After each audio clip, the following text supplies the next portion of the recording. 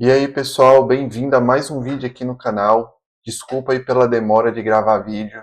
A gente acha que é fácil essa vida de ficar gravando vídeo, de gerar conteúdo, mas não é fácil. Conciliar isso com a vida pessoal nossa é difícil.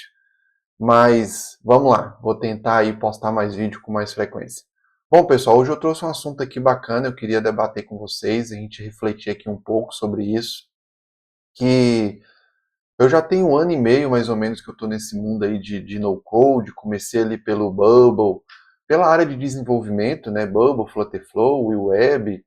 E no meio do caminho, por algum motivo, eu acho que foi uma necessidade minha, precisei automatizar alguma coisa. E conheci ali o Zapier, depois conheci o Make, até que eu caí no N8N, né? E hoje o que a gente vê é uma explosão de conteúdo aí de N8N, de agente de IA e tudo, né? E aí eu trouxe aqui uma reflexão, sabe? Porque eu tenho acompanhado muito conteúdo, tem muita coisa na internet, muito vídeo no YouTube.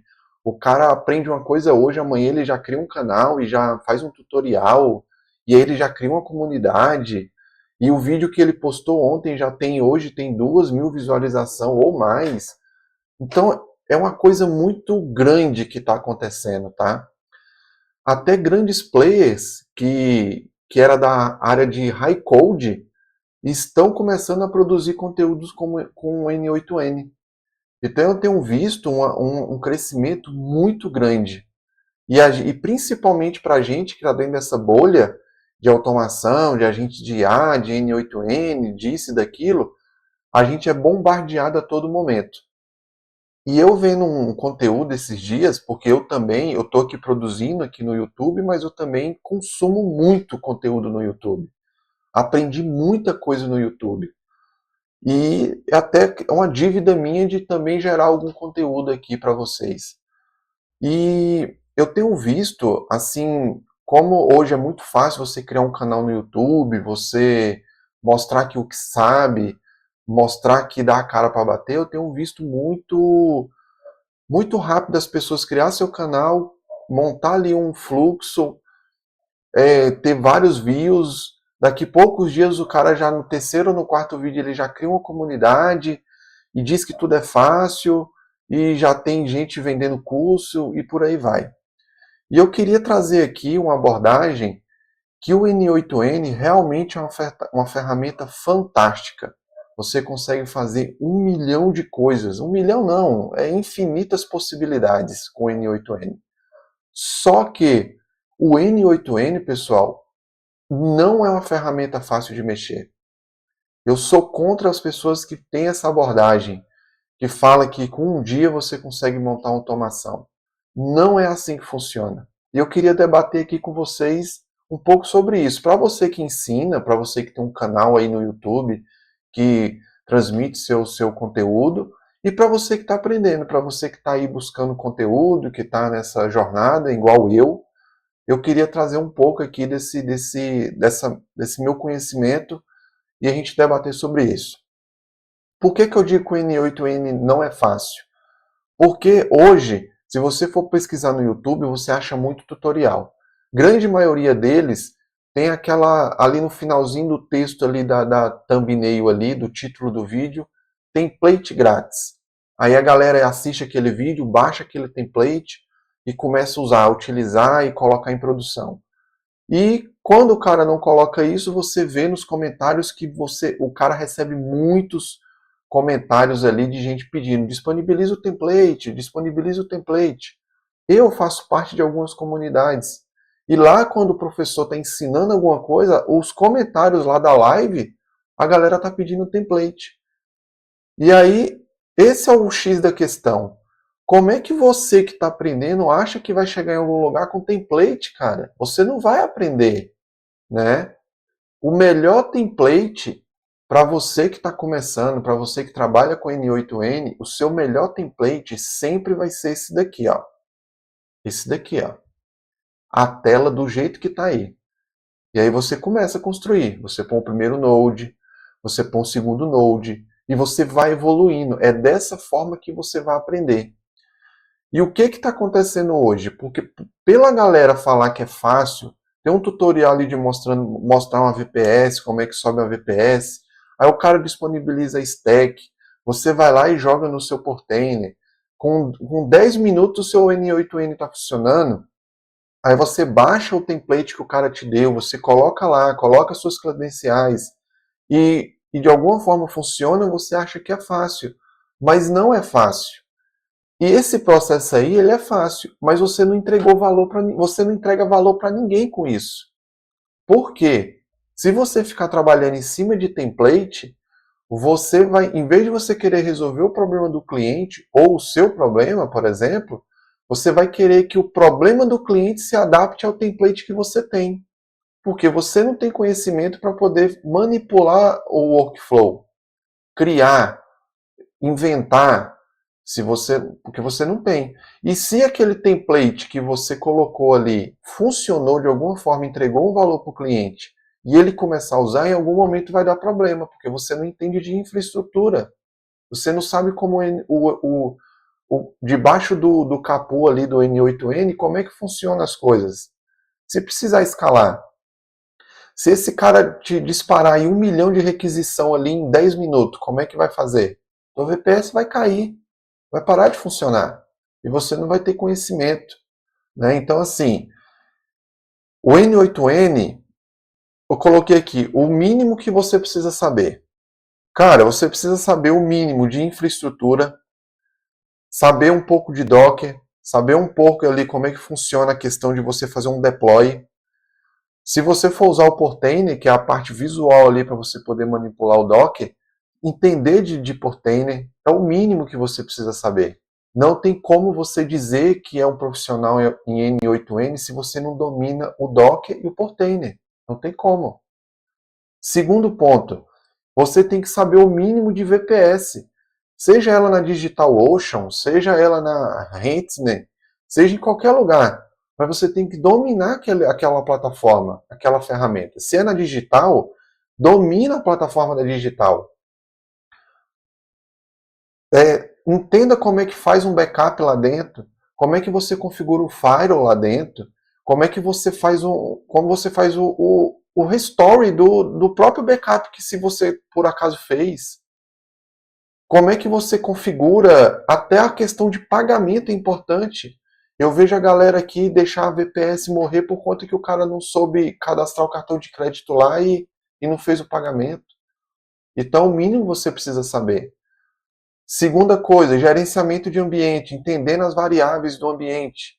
Quando você pega aquele tutorial lá do YouTube, que você foi o primeiro que você encontrou, você baixa aquela stack que o cara disponibilizou lá, e você sobe no seu Docker e coloca o seu N8N para funcionar em cima de uma stack que você não conhece nada das variáveis, você está correndo um risco muito grande. Porque e se isso der problema? E se o seu N8N parar? E se você precisar escalar? Como é que você vai fazer?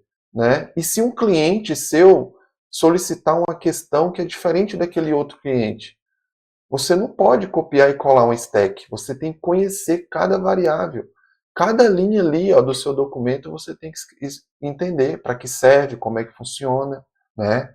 Na questão do N8N, ele funciona em 3 serviços, o editor, o worker e os webhooks. Você tem que saber como é que funciona essa estrutura. É o mínimo. Atualização e backup. Saber como manter o sistema atualizado sem perder os dados. Cara, você tem que configurar a sua VPS para fazer o backup da VPS.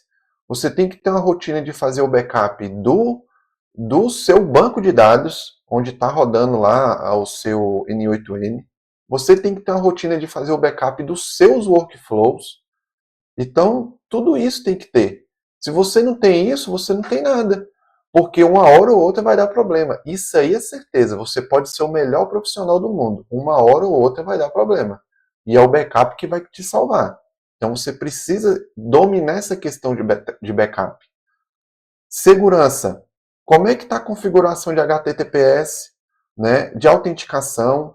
Os seus webhooks são seguros? Né? Como é que está essa questão de segurança? E se alguém descobrir o teu webhook e começar a disparar um monte de coisa para lá sem você ter nenhum filtro para filtrar isso aí? Como é que vai... Você tem estrutura para aguentar isso aí? Então, de infraestrutura, isso é o mínimo que você tem que saber, tá? Conhecimento do N8N e sua lógica. Criação de workflows com fluxo de lógicas condicionais, loops. Uso de variáveis e expressão. Manipulação de dados com JavaScript. Os sub-workflows e reutilização. Cara, eu tenho visto muito workflow aí na internet, no YouTube. Aqueles workflow que tem, sei lá, 70 node. Às vezes 4, 5 agentes no mesmo workflow. Às vezes 10. Eu já vi 10, 4, 3 webhook no mesmo workflow. Como é que você dá manutenção nisso se precisar? Né? Você tem feito ali, tem fragmentado, tem feito vários sub-workflows, um workflow chamando o outro workflow. Se você não fizer dessa forma, você já está no caminho errado.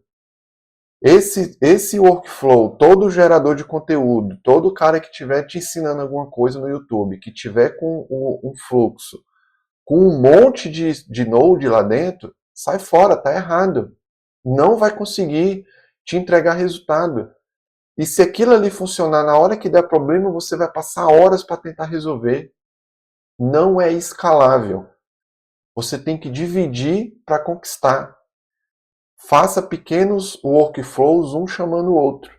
E aí você consegue ter escalabilidade, a sua manutenção ela é fácil de fazer e você pode reaproveitar isso.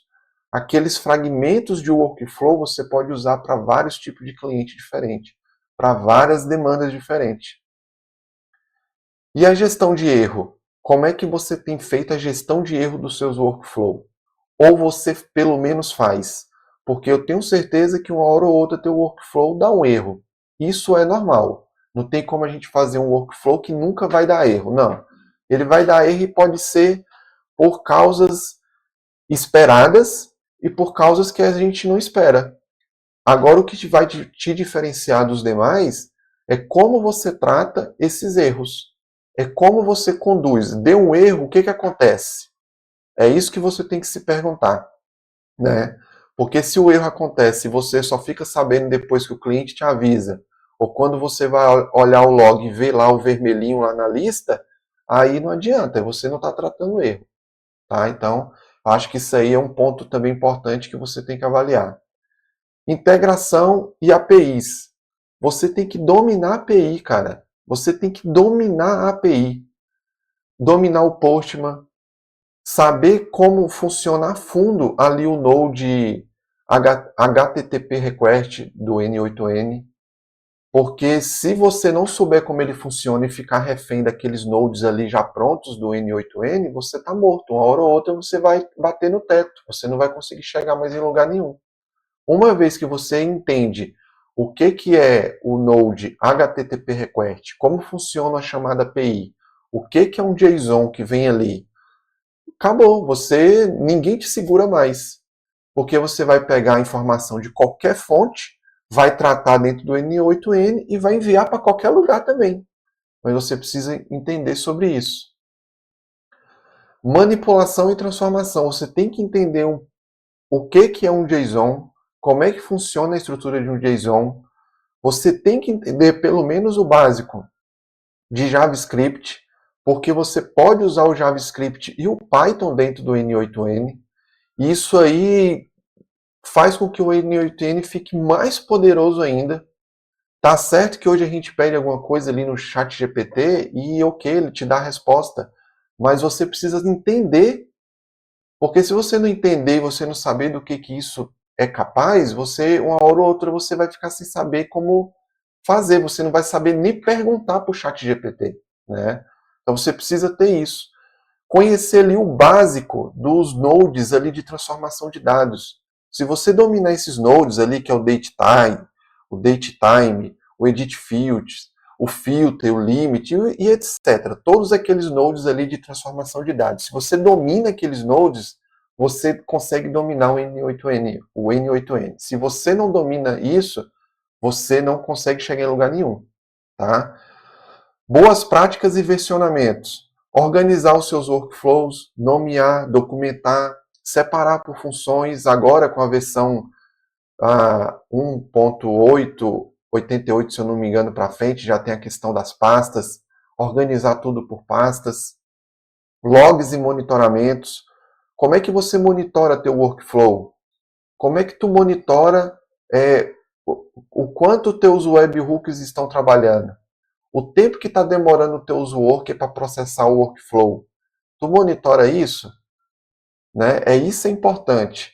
Controle, versão e backup dos fluxos.